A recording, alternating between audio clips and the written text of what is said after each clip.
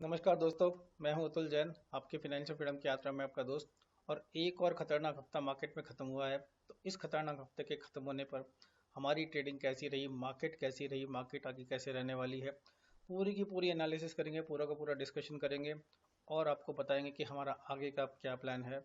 काफ़ी choppy market, काफ़ी नीचे की साइड, काफ़ी बेरिश मार्केट चल रही है। तो अगर आपको हमारा वीकली एनालिसिस, हमारी ऑप्शन ट्रेडिंग का पसंद आ रहा है तो आप कमेंट में लिखिए कि आपको पसंद आ रहा है। वीडियो को लाइक, क्लिक, सब्सक्राइब सब कुछ कर लीजिए। तो चलिए शुरू करते हैं एक बहुत इंपॉर्टेंट वीडियो कि इतने खतरनाक हफ्ते में हमारा हफ्ता कैसा रहा और हमने कैसे ट्रेडिंग की और मार्केट की क्या डायरेक्शन है। तो दोस्तों, पिछले हफ्ते मार्केट की रेंज क्या थी? तो काफ़ी बड़ी रेंज, काफ़ी खतरनाक रेंज। निफ्टी की रेंज 24,073। हाँ दोस्तों, निफ्टी ने 24,000 भी लगभग तोड़ दिया लास्ट हफ्ते। बच गए, लेकिन 24,000 के पास निफ्टी पहुंच गई। याद कीजिए आप, 26,300 से 24,000, 2,300 पॉइंट निफ्टी सरक चुकी है। 905 पॉइंट की बहुत बड़ी रेंज थी। आप इमेजिन कर सकते हैं कि ऑप्शन सेलर के लिए, पोजिशनल ऑप्शन सेलर के लिए कितनी खतरनाक रेंज। पिछले हफ्ते का ही 24,978। तो 24,000 से 25,000 के बीच में निफ्टी पिछले हफ्ते घुमा है। और नेट नेट निफ्टी ने फिर से 3% के करीब 673 पॉइंट्स लूज किए हैं। तो काफ़ी बड़ा लॉस निफ्टी में हो गया। ऐसे ही बैंक निफ्टी, जो पहले बहुत छोटी रेंज में चल रहा था, हमने बहुत अच्छा पैसा बनाया था पिछले कुछ हफ्ते, इस हफ्ते तो बैंक निफ्टी ने भी हताश निराश होकर 2,195 पॉइंट्स की रेंज दी है। और बैंक निफ्टी लगभग 1,300 पॉइंट यानी कि 2.51% बैंक निफ्टी भी गिर गया है। और खासकर फ्राइडे को जब इंडसइंड बैंक के रिजल्ट्स आए थे, जो 20% गिरा था, तो निफ्टी की और भी धुलाई पिटाई उसमें हो गई। इंडिया विक्स, ऑब्वियसली मार्केट नीचे गिर रही है तो इंडिया विक्स ऊपर जा रहा है। लगभग 15 के पास इंडिया विक्स पहुंच गया, तो इंडिया विक्स काफ़ी हाई पर चल रहा है। 12% इंडिया विक्स ने गेन किया। ऑप्शन सेलर के लिए बहुत बहुत बहुत ज़रूरी है कि इंडिया विक्स की क्या स्थिति है। इसके अलावा बीएससी स्मॉल कैप इंडेक्स ने 7.5% लूज किया है 52,335 पर। तो स्मॉल कैप शेयर्स की तो ज़बरदस्त पिटाई हुई है। मिड कैप शेयर्स ने भी 2.5% लूज किया, 45,425। तो सारे चौतरफा बिकवाली थी मार्केट में। कहीं कोई छुपने की, बचने की जगह नहीं थी। तो काफ़ी खराब हफ्ता गया। पिछले हफ्ते की मार्केट अगर हम देखें, सेक्टोरल मूव देखो तो केवल एक health care and equipment segment ये पॉजिटिव था, प्लस 0.91%। इनफैक्ट पिछले कई हफ्तों से जो हमारा हार्डवेयर एंड टेक्नोलॉजी ऊपर चल रहा था, इस हफ्ते सबसे ज़्यादा धुलाई उसी की हुई, -16.54%। कितना ज़्यादा सेक्टर्स इस हफ्ते में टूटे हैं। वैसे तो पिछले पूरे ही महीने मार्केट गिरती आई है 16.54%। ऐसे ही टेलीकॉम एंड इक्विपमेंट सेगमेंट 11.18% टूटा है। कमर्शियल सप्लाईज 9.71% टूटा है। फर्टिलाइजर्स 8% के आसपास। रियलिटी स्टॉक 7.19% के आसपास। तो हर तरफ गिरावट थी। कंज्यूमर सेगमेंट बहुत ज़ोर से टूटा है। टाटा कंज्यूमर के रिजल्ट जो आए थे, इतने ख़राब रिजल्ट थे। सारे कंजम्पशन का भी बैंड बजा है। और दिवाली जो आ रही है, उस समय लोग बहुत ज़्यादा शॉपिंग नहीं कर पा रहे हैं। कहीं ना कहीं दिखा रहे हैं कि लोगों के हाथों में लिक्विडिटी कम है, पैसा कम है। दिवाली की शॉपिंग फीकी है। और कंजम्पशन 7% टूटा है। तो पूरी मार्केट गिरी, एक भी सेगमेंट ढंग से ग्रीन में नहीं था। रेड में तो सारे ही सेगमेंट थे। मैंने कुछ बड़े बड़े जो फॉल्स है वो पिक किए हैं आपके लिए। लगभग सब इंडाइसिस गिरे इस हफ्ते। और एफ ने फिर से 21,200 करोड़ रुपए का करीब का बेच दिया। तो एफ जो बेचते जा रहे हैं, हमारी गिरावट में एफ का बहुत बड़ा हाथ है। जबकि हर हफ्ते एफ के बेचने से ज़्यादा डी खरीद रहे हैं। 23,000 करोड़ का उन्होंने खरीदा। लेकिन एफ की बिकवाली ये दिखाती है कि हमारे मार्केट कुछ समय थोड़ा ढीले ही रहने वाले हैं। क्योंकि एफ का पैसा कहीं और जा रहा है, जापान में जा रहा है, चाइना में जा रहा है, हमें नहीं पता। लेकिन इंडिया से तो बाहर निकल ही रहा है। अगर हम देखें ग्लोबली क्या हो रहा है, डाउ जोन्स ने 2.68% गंवाया, लेकिन फिर भी मिड वीक डाउ जोन्स ने नया ऑल टाइम हाई टच किया था। तो बहुत ही चिंता का विषय है कि डाउ अगर ऊपर जा रहा है तो हम नीचे क्यों गिर रहे हैं।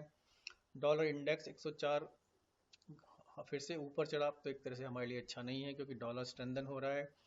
रुपी वीक हो रहा है। लगातार तीसरे हफ्ते रुपी 84 रुपये के ऊपर बंद हुआ। तो कहीं ना कहीं ये हमारी इकोनॉमी के लिए, हमारी स्टॉक मार्केट के लिए भी ख़राब है। ब्रेंट क्रूड थोड़ा सा चढ़ा 3.68%, तो बहुत ज़्यादा नहीं चढ़ा है। ब्रेंट क्रूड फिर भी ओके ओके, मतलब कि वॉर की टेंशन तो नहीं है जो मार्केट हमारी गिर रही है, टेंशन कहीं और से आ रही है। ग्लोबल मार्केट्स बुलिश हैं, हम ही बेयरिश होकर बैठे हैं। तो बिग स्टॉक्स, बिग कौन से बड़े शेयर से जो बड़ा गेन किए? हमारे इंडेक्स में कोई भी शेयर 5% गेन नहीं किया है, ये हाल है। केवल एक HDFC बैंक था जो कि 3.5% चढ़ा है। एक्चुअली अगर HDFC बैंक 3.5% नहीं चढ़ा होता तो निफ्टी कम से कम 200 पॉइंट नीचे और होता, तो धुलाई पिटाई और ज़्यादा लगती, 24,000 के नीचे बंद होता। बड़े स्टॉक्स में बड़ा लॉस, हर शेयर का यही हाल था, लेकिन फिर भी ABB -14.36%, अडानी एनर्जी -11.88%, DLF का share -11.22%, Adani enterprise -10%, Hindalco -10%, TVS motor -9%। तो अगर आप देखो हर सेक्टर में, खासकर कंजम्पशन में जहाँ लोग खर्चा करते हैं, डिस्क्रिशनरी स्पेंड भी करते हैं, गाड़ियाँ हो गई और आपके रियल एस्टेट हो गया, कंजम्पशन, सब चीज़ों में धुलाई हो रही है। कहीं ना कहीं स्टॉक मार्केट बैड फेज में चल रही है। वो बात अलग है, अगर आप सीजन इन्वेस्टर हैं, अगर आपने स्टॉक मार्केट के साइकिल्स देखे हैं तो आपके मुंह में पानी आ रहा हो कि यार पैसा लगाने का कितना अच्छा मौका हमें अपने सामने दिख रहा है। तो चलिए अब देखते हैं कि ऐसे में, इतने बेरिश मार्केट में हमारी ऑप्शंस राइटिंग कैसी रही, क्या हम बच पाए या नहीं बच पाए, नुकसान हुआ तो कितना हुआ, प्रॉफिट हुआ तो कितना हुआ। तो चलिए पूरा देखेंगे। आपको याद होगा हमने अपने पिछले हफ्ते की बची हुई पोजीशंस आपके सामने शेयर की थी। तो बेसिकली ये बोला था कि अधिकतर पोजीशन हम कम करने की या ख़त्म करने की कोशिश करेंगे, तो क्या क्या हम लोग कर पाए, पूरी डिस्कशन आपके सामने करेंगे। तो चलिए, बहुत ही इंपॉर्टेंट चार्ट, ये जो निफ्टी गिरता जा रहा है 4 हफ्ते से, धीरे धीरे धीरे धीरे 2300 पॉइंट्स रख गए। ये हफ्ता तो बहुत ही बड़ा आपको विंडो दिखेगा और बहुत ही बड़ा फॉल, पूरा टॉप से लेके बॉटम तक लगभग 1000 पॉइंट्स का फॉल निफ्टी ने इस हफ्ते में दिखाया, 21 से 25 अक्टूबर को। तो मार्केट पूरे हफ्ते गिरती गई है, लोअर हाइज लोअर लोज बनाए हैं। बाद के 1 घंटे में थोड़ी सी जान आई मार्केट में, उससे हम 24,000 के नीचे बंद होने से बच गए। लेकिन मार्केट में माहौल काफ़ी ज़्यादा ख़राब दिख रहा है। तो ऐसे में हमने क्या किया, और ऑब्वियसली मार्केट नीचे गिरती है तो इंडिया विक्स ऊपर चढ़ता है। लेकिन 8-9 अक्टूबर को विक्स ज़्यादा था, अभी उससे तो कम ही है, लेकिन फिर भी विक्स ने नया बॉटम जो बनाया 13 के लगभग नीचे, अभी 15 के भी ऊपर चला गया था फ्राइडे को, 15 के थोड़ा नीचे 14.53 पर बंद हुआ। तो काफ़ी ज़्यादा फियर मार्केट में बढ़ता जा रहा है, ये सब यहाँ दिखा रहा है। तो बहुत मुश्किल हो जाता है ऐसे में पोजिशनल ऑप्शन सेलर के लिए ट्रेड करना। दोस्तों पिछले हफ्ते इंडिया विक्स बहुत नैरो रेंज में नीचे की तरफ रहा, तो हमने कुछ रिकवरी कर ली थी। और इस हफ्ते जो विक्स चढ़ा और मार्केट एक तरफा गिरी, उसमें हमें कितना नुकसान कितना फ़ायदा हुआ, ये सब डिस्कस करेंगे। वो डिस्कस करने के लिए हमें निफ्टी और विक्स को मिलाकर देखना पड़ेगा। तो अब देखिए, पिछले 3 हफ्ते में निफ्टी ने ऊपर का अंडा बनाया, नीचे का अंडा बनाया विक्स ने। तो एक तरह से पूरी मिरर इमेज आपके सामने आ गई है निफ्टी और विक्स की। तो सबसे पहले आते हैं 21 तारीख यानी मंडे को। 21 तारीख को अगर आप देखो तो निफ्टी काफ़ी ऊपर खुली, तो एक तरह से गैप अप ओपनिंग थी और हमारी पोजीशन से ऑलरेडी फंसी हुई थी। गैप अप ओपनिंग में ऊपर खुलने से हमें थोड़ी खुशी हुई, लेकिन खुशी ज़्यादा नहीं नहीं रही। आधे दिन मार्केट नीचे गिरती रही, फिर बाकी आगे दिन थोड़ी सी रिकवरी की। तो काफ़ी बड़ा दिन निफ्टी के लिए। और इतने ज़्यादा जो फॉल आया निफ्टी का, उसमें हम ट्रैप हो गए, क्योंकि मार्केट ऊपर गिरी थी तो हम खुश हो गए थे। लेकिन इस पूरी प्रोसेस में अगर आप देखो, विक्स चढ़ गया, विक्स पहले ही हफ्ते में जो चढ़ गया वो नीचे वापस गिर के नहीं दिया।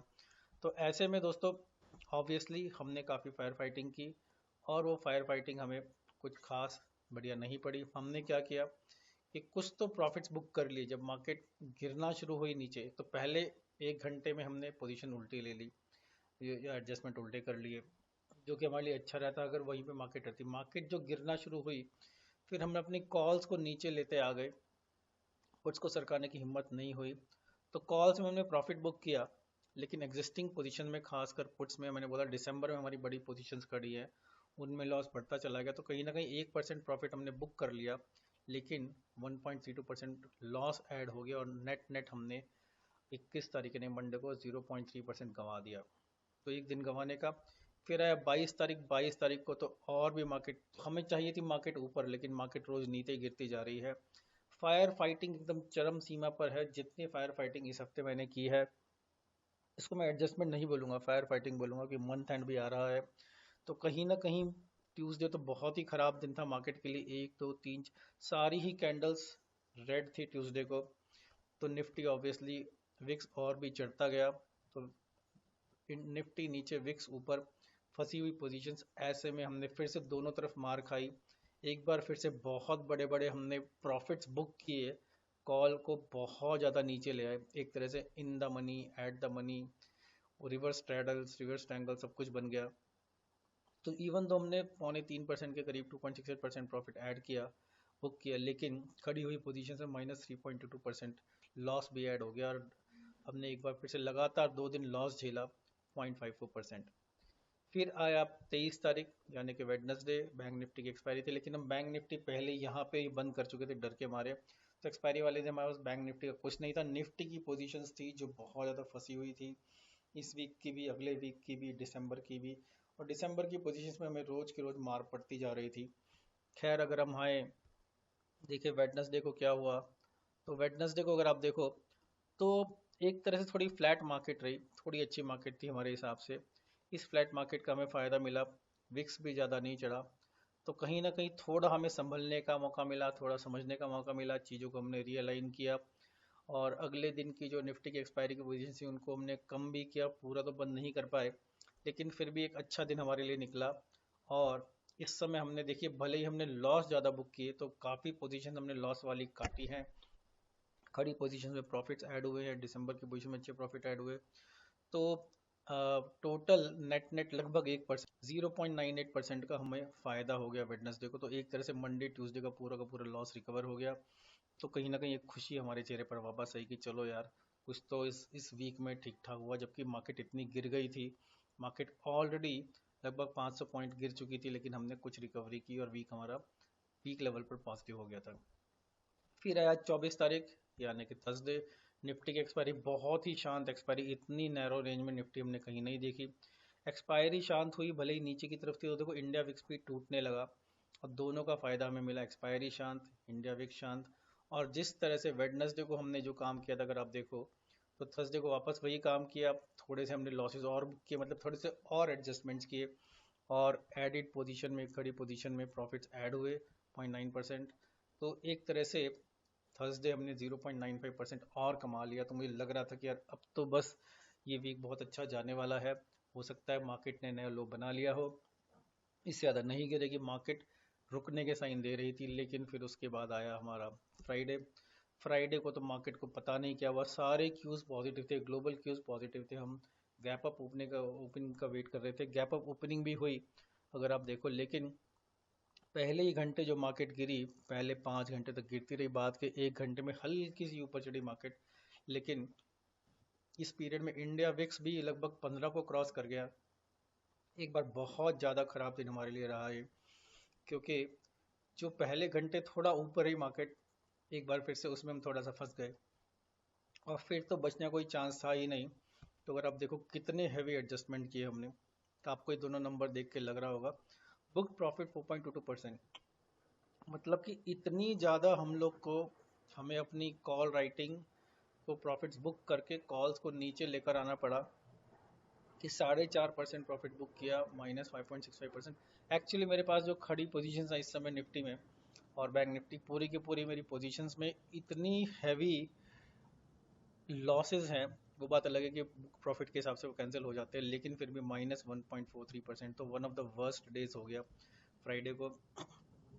एक दो गड़बड़ इसमें और भी हुई, एक तो जो हमारी, अगर हम स्टॉक्स को देखें तो अडानी इंटरप्राइज बहुत ज़्यादा गिरा, तो अडानी की हमारे पास पोजीशन थी जिनको हम क्लोज नहीं कर पाए, अडानी में बड़ा लॉस हुआ। आईटीसी का शेयर जो कि मार्केट खुल के ऊपर गया, लगभग 5% ऊपर गया, और हमें पैनिक ने संभलने का मौका ही नहीं मिला, उस समय हमने कुछ पुट राइटिंग कर दी, लेकिन फिर 10 रुपये नीचे भी आ गया, यानी 3%। तो आईटीसी ने बहुत डांस किया, निफ्टी ने बहुत डांस किया, बैंक निफ्टी तो बहुत ही चौपी था, नीचे जाकर ऊपर आकर, नीचे जाकर फिर वापस थोड़ा सा ऊपर बंद हुआ, लेकिन नेट नेट तो वो भी नीचे बंद हुआ। तो बहुत ख़राब दिन फ्राइडे का रहा हमारे लिए, पूरे दिन भर बीच बीच में 2-3 बार लग रहा था अरे यार मैं क्या एडजस्टमेंट्स कर रहा हूँ, इतनी ज़्यादा मैंने कम से कम 200 ट्रांजेक्शन्स कर डाली होंगी फ्राइडे को। खैर ओवरऑल फ्राइडे हमारे लिए काफ़ी ख़राब रहा, -1.43। तो इस पूरी की पूरी प्रोसेस में हमारा वो हफ्ता जो थर्सडे तक हमें लग रहा था कि हफ्ता बढ़िया बंद होने वाला है, ग्रीन बंद होने वाला है, उसमें हमें लॉस मिल गया -0.35% का। बड़ा लॉस नहीं है देखा जाए तो, हर 10 लाख रुपए 3,500 रुपये का लॉस है, लेकिन लॉस तो है जब हम प्रॉफिट की उम्मीद कर रहे थे। ओवरऑल अगर मैं देखूं तो ये महीना अच्छा नहीं जा रहा है, लेकिन अगर मैं पहले देखता, अगर 2,300 पॉइंट निफ्टी गिर गया, बैंक निफ्टी भी काफ़ी गिर गया, पूरे महीने में, उसके बावजूद भी हम बहुत ही छोटे प्लस माइनस पे बैठे हैं, तो मेरे लिए यही बड़ा अचीवमेंट है। तो इस हफ्ते भी मैं इतने बड़े फॉल को एक तरह से अपनी पोजीशंस के हिसाब से कोई बड़ा नुकसान नहीं मानता, मैं तो फ़ायदा ही मानता हूँ, पर ऑब्वियसली लॉस तो लॉस ही है। तो आशा करता हूँ आपको समझ में आया होगा कि हम किस तरह की ट्रेडिंग करते हैं। कितने लोग मुझसे पूछते हैं कि सर आप कैसे ट्रेडिंग करते हो, क्या करते हो, पूरा का पूरा आपके सामने मेरे P&L में यहाँ पे दिख रहा है। तो चलिए आगे बढ़ते हैं। अब हमारा आया सिंप्लीफाइड वीकली पोर्टफोलियो P&L। तो अब 12 हफ्ते हो गए हैं, पिछले 12 हफ्ते से मैं आपके साथ शेयर कर रहा हूँ ये पूरी की पूरी यात्रा। अगर आप देखो हर हफ्ते F&O का P&L, तो क्यूमुलेटिवली हमने इन 12 हफ्ते में 8.57% कमाया है। तो एक तरह से डिसेंट माना जाएगा, लेकिन इस हफ्ते -0.35%, तो तीसरी बार हमारा लॉस हुआ है। और निफ्टी का प्रॉफिट एंड लॉस इस पीरियड में निफ्टी लेवल पर लगभग 3% का लॉस हुआ है। तो ओवरऑल हमारी कैपिटल पे में 6.76% बना ही है। पर हाँ, निफ्टी के लिए बहुत ख़राब चल रहा है ये समय, क्योंकि वीक 32 से अब तक निफ्टी ने 3% लूज़ किया। ऐसे में मिड कैप स्मॉल कैप के कई शेयर्स ने तो लगभग 4-4, 5-5, 20-20%, 30-30% भी लूज़ कर दिया है। क्यूमुलेटिवली अगर हम देखें तो हमारा बेस्ट फेज इस पूरी की पूरी यात्रा में ये था, वीक नंबर 39, जब निफ्टी ने 6% गेन किया था और हमारे F&O ट्रेडिंग ने 9.32%, तो हम 15% के प्रॉफिट पे थे। तो एक तरह से प्रॉफिट घट घट के 6.76% आ गया है। पर हाँ, केवल F&O ट्रेडिंग का प्रॉफिट देखें तो 9.5 से 8.5, तो इसमें ज़्यादा लॉस नहीं हुआ। असली लॉस हमारा पोजीशंस में हुआ है। तो ये मिला के मैं दिखा रहा हूँ, positions plus portfolio plus trading मिला के। खैर चलता रहता है, बड़ा लॉस नहीं है तो आराम से रहेंगे। अब बहुत इंपॉर्टेंट, प्रॉफिट लॉस समरी क्या है। अब इतने दिन से हम साथ में ट्रेडिंग कर रहे हैं, 40 दिन विनिंग, 18 डेज लूजिंग, और अब 9:3 हो गया वीकली लेवल पे विन लॉस रेशियो। वीक का स्पेशल बहुत ज़्यादा फायर फाइट में आपको पता है कितनी सारी मैंने ट्रांजेक्शन्स हर रोज़ कर डाली है। मार्केट का डाउन ट्रेंड, ये भी बहुत ट्रेंडिंग चीज़ आपको दिख रही है। चलिए मैं बताता हूँ कि मेरे पास पोजीशंस बहुत ज़्यादा फंसी हुई पोजीशंस है इस महीने की। किसी भी तरह मेरे को उसमें से निकलना है। क्या पोजीशन है, क्या प्लान है, पूरे का पूरा डिस्कशन करेंगे। तो बैंक निफ्टी, सबसे पहले बैंक निफ्टी की एक्सपायरी 30 तारीख को। 20% कैपिटल मेरी बैंक निफ्टी में लगी हुई है। सब कुछ बना हुआ है, इन्वर्टेड स्ट्रैडल स्ट्रैंगल, बहुत ख़राब पोजीशन है। फाइनली मेरे को उसको एडजस्ट करके क्लोज करना है, मेनली तो क्लोज करना है। तो इस हफ्ते बहुत ज़्यादा मैं डिपेंडेंट हूँ मार्केट के मूवमेंट पे। भगवान से यही प्रार्थना है मार्केट ज़्यादा मूवमेंट ना दे, क्योंकि बहुत बड़ा ऊपर का मूवमेंट, बहुत बड़ा नीचे का मूवमेंट, दोनों मेरे लिए खतरनाक हो सकते हैं। खासकर इस मंथ की एक्सपायरी के लिए बैंक निफ्टी को आपने देखा। ऐसे निफ्टी की 31 तारीख की, मैं पूरा का पूरा एक्सपायरी डेट के हिसाब से बता रहा हूँ। 31 तारीख को निफ्टी की एक्सपायरी है, मंथली एक्सपायरी है। 27% पैसा मेरा उसमें भी लगा हुआ है, उसमें भी सब कुछ बना हुआ है, इन्वर्टेड स्ट्रैंगल स्ट्रैडल सब कुछ। काम यही करना है, एडजस्ट करना है, क्लोज करना है। बस थोड़ा सा मंथ को पॉजिटिव रख के दिमाग में काम करना है। फिर आया अडानी एंटरप्राइज, जैसे मैंने आपको बोला 5% लेवल कैपिटल मेरी इसमें भी लगी हुई है, फंसी हुई है। और आपको पता ही है कि इसमें बड़ा मूवमेंट आ गया तो बहुत खतरनाक मेरे लिए हो सकता है, क्योंकि तो स्टॉक है, इसमें तो कंपलसरी डिलीवरी करनी पड़ेगी, पैसा मोटा लगा हुआ है। तो मेरी, अगर मैं आपको बोलूँ तो 2900 रुपये, 2900 की पुट सोल्ड है, जो कि लगभग 150 रुपये 200 रुपये इन द मनी आ गई है। और कॉल्स मैंने 2700 पे सेल की हुई हैं उसके अगेंस्ट। तो कहीं ना कहीं बैलेंस आउट करने की कोशिश कर रहा हूँ। नेट नेट मेरा अडानी भले ही पॉजिटिव, लेकिन खड़ी पोजीशंस बहुत ख़राब है फिलहाल। अगले हफ्ते हम लोग खास एनालिसिस करेंगे, वो आपको बाद में बताऊंगा। फिर आईटीसी, आईटीसी भी मैं फंसा हुआ हूँ। 2% पोजीशन है, पैसा तो बहुत ज़्यादा नहीं लगा है, लेकिन पोजीशन काफ़ी ख़राब है और इसको भी एडजस्ट और क्लोज करना है। कोशिश करूंगा ये सब क्लोजर में मंडे ट्यूसडे तक कर डालूँ, क्योंकि वेडनेसडे को इनमें मार्जिन रिक्वायरमेंट बहुत बढ़ जाएगी। फिर बैंक निफ्टी 6 नवंबर की बैंक निफ्टी लगी हुई है। 7% मेरा कैपिटल उसमें लगा हुआ है, काफ़ी कंफर्टेबल पोजीशन, नई पोजीशन है।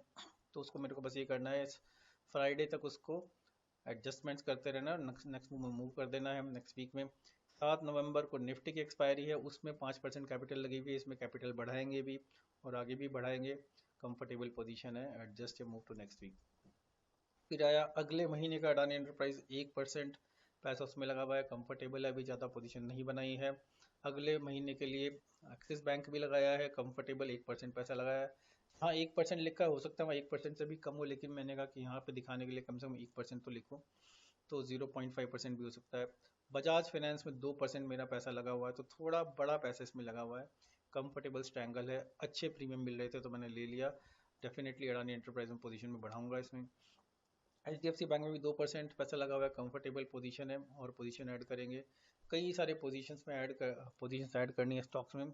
ITC इस महीने का एडजस्टमेंट जब मेरे को हैवी लगने लगा तो फिर मैंने अगले महीने में एडजस्ट करने की कोशिश शुरू कर दिया, लेकिन उसमें मेरे को स्ट्रैडल बनाना पड़ गया। तो इसको मैं कोशिश ये करूँगा कि इसको इस वाले को बंद कर दूँ और फिर नई पोजीशन बनाऊँ। और रिलायंस में केवल कॉल सेल की हुई है फिलहाल अगले महीने के लिए, कंफर्टेबल है और पोजीशन ऐड करनी है, किस तरफ ऐड करनी है बाद में देखेंगे। तो दोस्तों पूरा 100% पैसा यहाँ लगा हुआ है। अगर आप देखो 20-30 लगभग 50-60% पैसा मेरा एक तो रह गया बहुत इंपॉर्टेंट। दिसंबर में हम अभी भी बहुत बुरी तरह फंसे हुए हैं, 27% पैसा भी मेरा उसमें फंसा हुआ है। और मैं बस दुआ ये कर रहा हूँ कि किस तरह न्यूट्रल हो तो उसको बंद कर कुरा के एक नई शुरुआत करूँ। तो हो क्या रहा है, लगभग 60% पैसा हमारा अक्टूबर में लगा हुआ है, 27% पैसा हमारा दिसंबर में लगा हुआ है, बाकी थोड़ा बहुत पैसा हमने नवंबर में लगाना शुरू कर दिया है। 6-7 नवंबर की भी थोड़ी पोजीशंस हैं। तो यहाँ पे हम खड़े हैं। इन पोजीशंस को तो होपफुली मेरे को छूने की जरूरत भी ना पड़े। जो 28 नवंबर वाली हैं उनको उनमें तो कुछ करने की जरूरत पड़ेगी ही नहीं। तो देखेंगे कि आगे क्या होगा। तो इस पूरी कहानी में अगले वीक की हमारी स्ट्रेटेजी क्या है। कुछ बहुत ज़्यादा टाइट पोजीशंस है लेकिन अब तो उनको क्लोज ही करना है, खासकर अगले वीक का। मार्केट में बहुत ज़्यादा वॉलेटिलिटी है, बहुत ज़्यादा फियर है, उसका हमें बहुत ज़्यादा डर भी है। अब मेरे को मल्टी एसेट व्हील अपने फेवरेट स्टॉक्स में बनाना है नवंबर के लिए। फिलहाल मैंने वो काम शुरू करना था लास्ट वीक, लेकिन कहीं ना कहीं मैं वीक की फायर फाइटिंग में फंसा रह गया। तो कुछ की कॉल सेल करेंगे, कुछ की पुट सेल करेंगे, मल्टी एसेट में हम व्हील बनाएंगे अपना, या मल्टी एसेट व्हील या मल्टी एसेट ट्रैंगल भी आप उसको बोल सकते हैं। अक्टूबर के सारे स्टॉक्स हैं वो तो ट्यूसडे वेडनेसडे तक बंद करना ही है, नहीं तो मार्जिन का बहुत इशू हो जाएगा और फंस भी सकते हैं। ज़्यादा स्टॉक बचे नहीं है, लेकिन जो बचे उनमें फंसे हुए ज़्यादा हैं। दिसंबर को एडजस्ट करना है, बिग टाइम एडजस्टमेंट करने हैं, बंद करने हैं, कम करने हैं। नवंबर के लिए नई पोजीशंस लगानी है, बहुत ज़रूरी। ऑप्शंस का टारगेट एक बार फिर से 1% का ही है, और लेकिन बड़ा मूवमेंट हो सकता है किसी भी तरफ, लेकिन कोशिश ये करूँगा कि किसी तरह बिना ज़्यादा डैमेज के निकलना हो। नवंबर में महाराष्ट्र रिजल्ट हैं, मंथ एक्सपायरी से पहले वो दिमाग में रखना है। यूएस के रिजल्ट आएंगे दिसंबर में, वो भी दिमाग में रखना है, क्योंकि मार्केट काफ़ी ज़्यादा वोलेटाइल रह सकती है अगले 2 महीने। अगले महीने का अगले हफ्ते का आउटलुक क्या है। मार्केट बेयरिश है, बहुत चॉपी मार्केट है। कल डाउ जोन्स भी अच्छा ज़्यादा बंद नहीं हुआ तो उसमें भी कुछ नुकसान दे सकता है वो। रिजल्ट सीजन ज़्यादा अच्छा नहीं चल रहा है और छोटे शेयर्स में बहुत ज़्यादा फियर है, तो कूद कूद कर मत खरीदिए। एक बहुत इंपॉर्टेंट बहुत इंटरेस्टिंग वीडियो मैंने बनाया है, कब कितना पैसा लगाना है, उस वीडियो को देखिए आप। एक्सपायरी वॉलेटाइल हो सकती है, तो एक्सपायरी में कोशिश ये करूँगा एक्सपायरी से पहले सब कुछ निपटा दूँ। लेकिन प्रीमियम्स भी अच्छे हैं ऐसे में, क्योंकि वो विक्स ज़्यादा है तो उसका लालच भी है। ग्लोबल टेंशन्स कम हो रहे हैं, वैसे तो बढ़ रहे हैं, लेकिन ग्लोबल टेंशन्स की वजह से मार्केट्स पे ज़्यादा फर्क नहीं पड़ रहा है, ये समझ लीजिए आप। FIIs का एक्शन एक बार फिर से बहुत ज़रूरी होगा। अगर FIIs ने खरीदना बंद भी कर दिया तो भी हमारी मार्केट चढ़ जाएगी, मुझे ऐसा लग रहा है। इंडिविजुअल स्टॉक्स बहुत सस्ते हो गए हैं, लेकिन क्या खरीदे क्या ना खरीदे ये तो बहुत इंपॉर्टेंट चीज़ है। ऐसे में हमें इंडिविजुअल स्टॉक्स और उनकी परफॉर्मेंस पर फोकस करना बहुत ज़रूरी हो गया है। तो दोस्तों आशा करता हूँ आपको इस वीक की एनालिसिस पसंद आई होगी, समझ आई होगी। अपना पूरा दिल खोल के एक तरह से अकाउंट खोल के आपको वहाँ पे दिखा रहा हूँ नंबर्स, बस मैं आपको एग्जैक्ट नहीं दिखा रहा हूँ, लेकिन परसेंटेज में जो का त्यों आपके सामने रख रहा हूँ। और बहुत ज़्यादा लर्निंग मेरी हो रही है अपनी एनालिसिस करके, तो उसके लिए धन्यवाद। आपको सिखाने के लिए मैं खुद सीख रहा हूँ, एक्चुअली खुद सीखने के लिए वीडियो बना रहा हूँ। लेकिन अगर इससे आपको कुछ फ़ायदा हो रहा है तो कमेंट में लिखिए यस मेकिंग सेंस। इसके अलावा दोस्तों आज मैं बहुत इंपॉर्टेंट टॉपिक पर बात करने वाला हूँ। वो टॉपिक ये है कि जिस जिस महीने, जैसे ये महीना है, तो मेरे को पता नहीं है कि इस महीने के 30 दिन के लेवल पे मैं प्रॉफिट में रहूँगा नुकसान में रहूँगा, लास्ट वीक डिसाइड करेगा। लेकिन एक चीज़ की मेरे को बहुत ज़्यादा खुशी है कि निफ्टी लगभग 2300 पॉइंट गिर गया है। बैंक निफ्टी ने बहुत ज़्यादा चॉपी मार्केट दिखाए, विक्स हाई पर है। इन सब के बावजूद भी एक डिसेंट महीना मेरा निकल रहा है, क्योंकि मुझे याद है लास्ट ईयर दिसंबर में, लास्ट ईयर जनवरी में जब इतना ज़्यादा टर्बुलेंस मार्केट में आया था, ऊपर की तरफ आया था, तो थोड़े बड़े लॉसेस मेरे हो गए थे। तो कहीं ना कहीं मेरा दिमाग बहुत शांत है इस समय। और मैं जानता हूँ एक ऐसे ट्रेडर को जिसने इस महीने बहुत पैसा कमाया है, ऑप्शन सेलिंग करके 15% कमा लिया है। लेकिन उसके प्रॉफिट को मुझे ये नहीं देखना, मुझे ये देखना मेरा अपना बेंचमार्क क्या है। और मुझे पता है कि इतने चौपी महीने में, इतना वन साइडेड डाउन मूवमेंट वाले महीने में, जिसमें मैंने स्ट्रैंगल्स बनाए थे, और मैं दिसंबर के स्ट्रैंगल्स में खासकर, मैं दिसंबर में मेरे पास 26,000 की पुट सोल्ड है। कैन यू इमेजिन, 2,000 रुपये in the money put sell कर रखी है, अच्छी खासी क्वांटिटी है, फिर भी मैं कहीं ना कहीं सरवाइव कर पा रहा हूँ। तो एडजस्टमेंट्स की पावर बहुत ज़्यादा है, कहीं ना कहीं एडजस्टमेंट करने की वजह से मैं बचा हुआ हूँ। लेकिन ऐसा भी हो सकता था, तो ये डिस्क्रिशनरी होगी पूरी की पूरी ट्रेडिंग। अगर मैं एल्गो बेस्ड ट्रेडिंग करता तो उस पोजीशन को कभी का काट चुका होता, तो उसमें लॉस भी कम होता। तो अब पूरा का पूरा ये माइंड गेम बचा है। और एक्सपेक्टेशन अगर मैंने अपनी ठीक ठाक कर ली, तो फिलहाल मेरी एक्सपेक्टेशन बहुत ज़्यादा की नहीं है। मेरे इतनी तो एक्सपेक्टेशन बिल्कुल भी नहीं है कि मेरे को ज़बरदस्त रिकवरी करनी है। मेरे को इस बात की ज़बरदस्त खुशी है कि ठीक ठाक मेरी पोजीशन चल रही है, बड़े लॉसेस नहीं है, हो सकता है हल्का सा प्रॉफिट है, मैंने एग्जैक्ट काउंट नहीं किया, क्योंकि ऐसे में मैंने 7-7 8-8% महीने में लॉस भी दिया है इतने बड़े मूवमेंट्स में। फिलहाल ऐसा कोई लॉस वॉस नहीं चल रहा है। तो एक ऑप्शन सेलर के लिए कभी भी अपना टेम्पर लूज ना करना। इसीलिए कल रात मैंने मार्केट बंद होने के बाद जो मेरी पोजीशन बची थी उन सबको ऑप्शना में डाल के पूरी स्ट्रेटेजीज तैयार कर ली है कि मार्केट में कब क्या होगा तो मैं क्या करूंगा। उन स्ट्रेटेजीज में पैनिक इंक्लूडेड है कि अगर मार्केट मान लीजिए 300 पॉइंट गैप डाउन खुल गई, या बहुत ज़्यादा नीचे या बहुत ज़्यादा ऊपर, तो मेरे को क्या करना है वो पूरा का पूरा मैंने एक तरह से लिखा हुआ है। तो एज लॉन्ग एज मेरी स्ट्रेटेजीज डिफाइंड है, मुझे ज़्यादा डर नहीं है, मुझे इस बात की खुशी है कि ज़्यादा लॉसेस नहीं है। तो जो दिमाग में चल रहा है दोस्तों एज एन ऑप्शन सेलर, बहुत ज़रूरी है कि उससे हमारा दिन खराब ना हो, उससे हमारी रात खराब ना हो। भले ही मैं पोजिशनल ट्रेडर हूँ, लेकिन ये मेरे लिए बिजनेस है। कई लोग मेरे को बोलते हैं कि यार तुम ये छोड़ के क्यों इंट्राडे नहीं बन जाते। तो दोस्तों, इस टॉपिक पे बड़ा वीडियो मैं बाद में बना लूंगा, लेकिन जब कोई बिजनेसमैन है, चाहे आप गोल्ड का बिजनेस हो, आपका एनर्जी किसी भी चीज़ का बिजनेस हो, तो इस डर से कि वीकेंड पे क्या होगा, क्या आप अपनी दुकान का सारा माल बेच के चले जाते हो या बंद कर, दुकान परमानेंट बंद नहीं होती ना वो। मंडे को खोलोगे या छुट्टी के बाद दुकान खोलोगे तब देखोगे कि क्या सिचुएशन है। पर ऐसा नहीं है कि दुकान का आप वीकेंड के लिए इंश्योरेंस ले लो। ठीक है, हमारे यहाँ इंश्योरेंस मतलब हमारे हेजिस हो गए, हेजिस तो मेरे पास हैं। इस हफ्ते हेजिस ने भी एक दो जगह मुझे बचाया है। तो जरूरी ये है कि अगर मैं अपनी ऑप्शन सेलिंग को एक बिजनेस की तरह रन कर रहा हूँ, तो मुझे मान के चलना पड़ेगा कि मैं रिस्क कैरी कर रहा हूँ, ओवरनाइट भी वीकेंड भी। उस रिस्क को लेके मुझे कितनी टेंशन होती है ये मेरे हाथ में है, राइट। अब मैं बहुत ज़्यादा टेंशन उस चीज़ की नहीं लेता, पहले मेरे को बहुत टेंशन होती थी क्योंकि मेरा पूरा पैसा, मेरी बड़ी वेल्थ इस पूरी की पूरी प्रोसेस में लगी हुई है। लेकिन मेरे को अपनी हेजिस पे विश्वास है, पॉइंट नंबर 1। पॉइंट नंबर 2, मेरे को अपने एडजस्टमेंट पे विश्वास है। पॉइंट नंबर 3, अगर कुछ बहुत बड़ा नुकसान हो भी गया, मैक्सिमम मैं 15-20% लूज भी कर सकता हूँ, तो उसके लिए मेंटल प्रिपेयर्डनेस भी है, क्योंकि उससे ज़्यादा पैसा मैं कमा चुका हूँ एक तरह से, वो भी मेरे पास क्वेश्चन है, तो मैं खेल जाता हूँ। लेकिन मुझे पता है कि इस बिजनेस को मेरे को बहुत बड़ा करना है, एक लेवल तक तो बड़ा करना ही है, उसके बाद भले ही मैं ऑप्शन सेलिंग बंद कर दूँ। तो दोस्तों, पीस ऑफ माइंड के साथ मैं ऑप्शन सेलिंग अपनी करता हूँ। और ये जो फायर फाइटिंग एडजस्टमेंट कहने को तो मैं आपको बोलता हूँ, लेकिन जब मेरा बिजनेस ही ऐसा है, तो ऐसा नहीं कि फायर फाइटिंग एडजस्टमेंट करते हुए मेरे को बहुत ज़्यादा टेंशन होती है उस समय। एक्चुअली कई बार तो मज़ा भी आता है, टू बी वेरी फ्रैंक, कि इतना कुछ करने को मिल रहा है मार्केट में। भले ही एंड ऑफ डे आप बिलीव नहीं करोगे, फ्राइडे को 1.5% लॉस करके भी मैं खुश था। एक तो ये कि पूरा का पूरा वीक ज़्यादा लॉस में नहीं आया, दूसरा ये कि काफ़ी अच्छे एडजस्टमेंट किए मैंने अपने हिसाब से। दिसंबर के एडजस्टमेंट तो बहुत ही अच्छे की, कैन यू बिलीव, मैंने दिसंबर की in the money call writing भी कर दी है ऑलरेडी। एडजस्टमेंट के लिए किया है, टेम्परेरी किया है, फाइनली तो मेरे को बंद ही करना है। तो जब कुछ समझ में नहीं आया तो फिर मैं एक बड़ा पोजीशन ऐसा ले लेता हूँ कि जिससे कुछ दिन तो चैन से बैठूँ मैं। तो दोस्तों, बहुत इंटरेस्टिंग मार्केट चल रहे हैं। पर हाँ, इन्वेस्टर्स के लिए बहुत दुख का सिचुएशन है। मेरा मार्जिन ही इतना कम हो गया है क्योंकि हर रोज मेरे पोर्टफोलियो की वैल्यू गिरती जा रही है, उसके अगेंस्ट सेलिंग का मार्जिन मिलता है मेरे को। तो देखते हैं आगे कैसा चलेगा। आशा करता हूँ जो मैंने बाद में अभी कुछ देर ब्लैबर किया है, आपको उसमें कुछ समझ में आया होगा कि मैं क्या कहना चाह रहा हूँ। कोई पर्टिकुलर क्वेश्चन है आपका, मुझसे पूछिए। ऑप्शन सेलिंग के लिए वीडियो, ऑप्शन सेलर्स के लिए वीडियो है, उससे अलावा कोई देखना चाहे तो देख लो, लेकिन इस वीडियो से असली फ़ायदा तो ऑप्शन सेलर्स को ही होने वाला है। ऑप्शन सेलिंग के बारे में कोई भी क्वेश्चन मुझसे पूछिए, जवाब दूंगा उसका।